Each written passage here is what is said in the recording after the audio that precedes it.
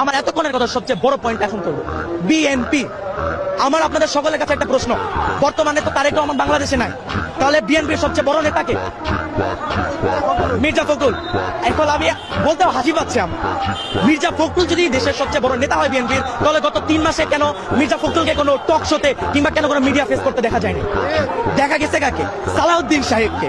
এখন আপনারা যারা পলিটিক্সের ভিতরে আছেন বা থাকেন তারা জানেন গত 10 বছর সালাউদ্দিন সাহেবকে ভারতে বিলাসবহুল ভাবে 3 স্টার প্লাস রিসর্টে রাখা হয়েছে, তাকে সম্পূর্ণ সুযোগ সুবিধা দেওয়া হয়েছে, তাকে সেটিং করা হয়েছে। ভারতীয় দালাল কোথায়? তাই সে হচ্ছে, আমি নিজের মুখে বলবো, আমি জানি না আমি এটা বলার পর আমি বাঁচবো কিনা, আমি আমি আমি আল্লাহর আইনে আল্লাহর জমিনে যারা বলবো বিএনপি হচ্ছে ভারতের দালাল, ভারতের দালাল, ভারতের দালাল।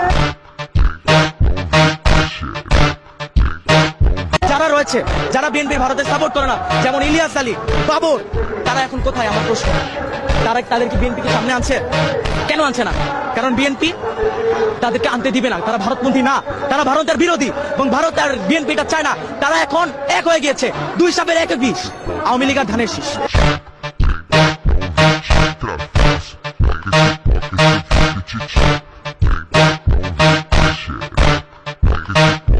Fuck it,